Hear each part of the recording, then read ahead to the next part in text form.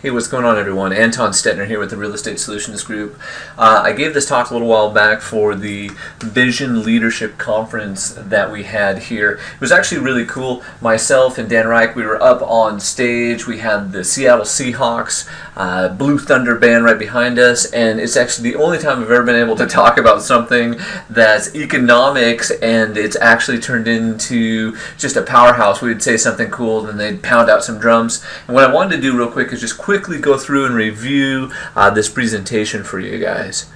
You know, one of the things that we really want to talk about in regards to this economic update is it's not all rosy, it's not all perfect, but there is some good data coming out that's showing fundamental stability for the overall U.S. here in the state of Washington and the greater Seattle metro where I work, and that's what we're going to present today. So what's going on right now is real GDP growth here in the United States is basically, it's slow, but it's moving in a positive direction. You can see right there that it dipped in late 2008, early 2009, and that we've been trending in a slight upward direction. Okay, U.S. GDP and unemployment. The economy is now producing more than its pre-recession output with fewer jobs. And I know all of you are feeling this, and I've been feeling it too. We're all are doing more with less for less money. We are working harder and smarter. Another good thing that's been happening is U.S. unemployment rate is started to dip. You could see that it peaked right there in probably mid to late 2009, and since then it has been on the decline. Consumer confidence, sometime there in 2009 hit a bottom. That's been trending in an upward direction. The unemployment rate for the state of Washington is approximately 8.3%, showing a similar thing to what's been going on at the national level, trending in a downward direction. We're seeing a similar trend in King County at 7.1%, which is lower than the state rate, and then Snohomish County is showing very similar numbers to the state. So one of the good things that's also been happening is in Washington we've got major employers. We've got employers like Microsoft, Amazon, we've got major universities, we've got Boeing.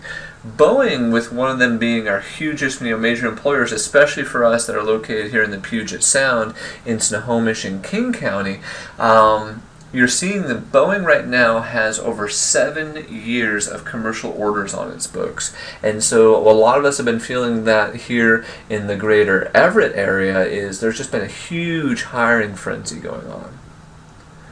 Washington state employment is expected to recover slightly faster than the overall U.S. economy. The personal income for Washington state residents is also recovering slightly faster than the rest of the U.S. One of the things that's very interesting to see is that vehicle sales have started to come up again. Once again, them bottoming sometime in about 2009. And when you see vehicle sales trending in upward direction, what it is people are feeling more secure, they're feeling more stable, so what they're going to do is they're going to go spend some money on buying that new car. Washington state housing permits are unbelievably low, and this is one thing that I really want to point out, that housing permits have not been this low since like the 50s. You can see here in the late 60s and the 80s we had, we definitely had a dip, but we're below those levels right now. So I think this is a great area of opportunity in the foreseeable future for investors, builders, developers to be getting back out there and putting more product. As you can see, this is another way of looking at housing permits. So the previous one was on the state level. This is just kind of the Puget Sound area, looking at Skagit, Kitsap, Thurston, Snohomish, Pierce, and King counties, and you can see the pre-boom or the start of the boom there in 2001. You can see us go through, and we peaked at about 30,000 units, and then in 2007, as our mortgage crisis started to hit and the things started to unwind, you can see the permits plummeting after that. Another area that's been starting to perform well is multifamily. You can see when you look at the end of the graph here towards the 2010 that is starting to trend in an upward direction. Multifamily being one of the sectors for commercial that's actually performing well. Now the rest of the commercial environment is really lagging, probably 1 to 2 years behind residential. We've got to get the jobs back, everyone's got to feel secure, and then once all that is done, we start building more office buildings and needing more retail space. The reason multifamily is performing so well is because of the actual foreclosure crisis. So you got people that have been foreclosed on in a specific property that are now displaced, but they still have to live somewhere. They still have money. So therefore, you're seeing that increase in need and demand for multifamily housing.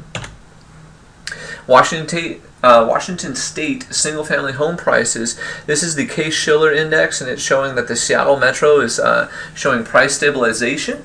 Now, I think the Case-Shiller Index definitely lags a little bit there, so I actually like this one a little bit better. This is data straight out of the NWMLS, which represents most of the state of Washington, and it's showing a definite price stabilization happening there in May. When you look at May versus June, you can see that May versus June over a 1-year period is up 3.7%, and also when we look at the year-to-date numbers, we're showing that the prices are bottoming in some locations and definitely showing stabilization in others. And why is that specifically? It's specifically because of supply and demand. So what you can look at here is over a 2-year period, you've seen the number of for sales decrease by over 20% in the state, while the number of contracts has shot up, the number of under contracts has shot up by over 100%. Washington State is reflecting what we're seeing here in the greater Seattle Metro. There used to be 12.4 months worth of supply. Months of supply can be thought of in multiple ways. It can be thought of as the number of sellers per buyer. So in other words, if there's 12.4 months, that means there's 12.4 sellers for every one buyer. Conversely, you could also think of it as if no new homes came on the market today, it would take you 12 months to sell through the inventory. They call 6 months a neutral market. So above 6 months is definitely a strong buyer's market. And when you get below 6 months, you start to move into a seller's market. So the state at 4.1 is in a seller's market. And the reason for that is we go back and we look at those building permits as we're plain just not building enough houses, and our foreclosure inventories here in the state of Washington are declining. So you see the red line, that's the total number of bank-owned properties that are available in the state of Washington is on the decline, while the number scheduled for sale has been declining also. We do expect the number scheduled for sale to pick back up, for there to be more foreclosures, because we feel this was artificially held down due to the robo-signing and all the legislation and political pressure that's been happening in relation to foreclosures. But we are seeing the same trend in King County with foreclosure inventories. Once again, the bank-owned properties declining and the number scheduled for sale. And the same trend is also showing up here in Snohomish County. King County, when we look at the months of supply, what a decline. I mean, we've gone from 8.7 to 9.7 to 10 months back there in July, all the way down to 2.2 months worth of supply.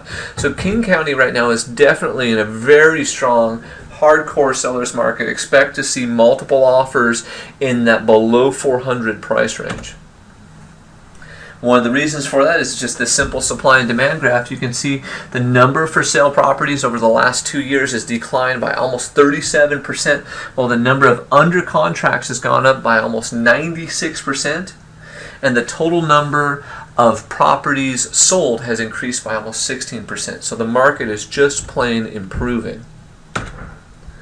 Looking at King County closed sales for May, what's happened basically there is you can see that the average price, we circled it over here, when we compare May versus May is up 1.4%. However, year to date it's still down 4.1%. Now let's put some perspective in with these numbers. That number used to be a lot greater. We used to be depreciating multiple percent per month. So as it's showing less of a decline over a 6-month period than 1 to 2% per month, it's showing that the rate of depreciation is slowing and therefore indicating a bottom. And you can also see this in Snohomish County too. So Snohomish County, we went from 11.9 months worth of inventory all the way down to 2. So once again, hardcore seller's market there. I don't think we've been in this busy of a seller's market. Even in 2005, I think we had a slightly higher level of inventory. The Snohomish County supply and demand graph. Looking at this, you can see the number of for sale properties has declined by almost 39%. The number of contracts under contracts is up by 126%. Holy cow! Well, the number of sold properties is up by almost 23%. The reason we think that the Snohomish County is performing better than King County would be strictly affordability. It's a little bit cheaper to live in Snohomish County than it is in King County. Let's look at the closed sales there. You can see that the average price for May versus May is up 2.2%. Year to date down 1.7%. Holy cow, that's showing almost a bottom. And you can see there the median price is actually showing a slight increase. So let's put this into some perspective. Let's kind of talk about really what's going on here. Bread used to be about 67 cents back in 1989. 2011, bread was about $2.78. You know, gas right now, gas is even higher than this right now, because once again, this is still from 2011. With gas right now being in the mid-3s, new car used to be $15,000, today it's $30,000. Here's the thing I really want you to focus on though. In 1989, it used to be $94,000 at 10% interest. Your monthly payment was around $825. Today, if you had a $166,000 property, and which is the median price for the whole nation, and your mortgage was 4.45%, your monthly payment would be only $837. So literally, you're able to purchase a home and realize that interest rates are actually slightly lower this year in 2012 than when this slide was made, that you're able to purchase a home today with the same monthly payment you would have had in 1989. So why is our market improving? Because of historically low interest rates. We're seeing a lower number of foreclosures, decreasing unemployment, affordability of housing, strong investor demand. One thing that's very interesting here in the greater Seattle metro is we're starting to see lots of investor demand because stuff is cash flowing because of the cheap money. Also, due to the lower number of foreclosures and lack of building permits, we're seeing a lack of inventory. If there's demand and there's a lack of supply, that is improving the market and causing our price stabilization. Now, I don't want to say this definitively is the bottom, but it definitely feels like it. And unless some major things come along or the market doesn't build enough stability, this will definitely be the bottom of our local real estate market. So what do I really want you guys to do? I want you to think about moving from that surviving to thriving. So this is a little graph that I took from the book called Shift. And what happened in the early 2000s as our real estate market took off is the amount of available income shot up. Okay, that's that first line. And as the available income shoots up for the real estate industry, the number of agents and loan officers and people in title and escrow and construction, that shoots up too. Okay, and when the market peaked, now our market peaked locally in about mid-2007, all of a sudden that level of income started to decline. And we went from thriving to surviving, okay? Too many people were inside the real estate industry for not enough income. And what happened was, as the available income went up, every UPS driver, every bank teller, everyone who wasn't in the industry just jumped in. I feel, though, that we are at the bottom, near the bottom, or really close to it. So what's happening is I want each and every one of you to grab your unfair share of this local market. So as the market rises with you and the amount of available income goes up, you naturally rise with it. Hey, here's how you guys can connect with me on the internet. I'm Anton Stetner with the Real Estate Solutions Group.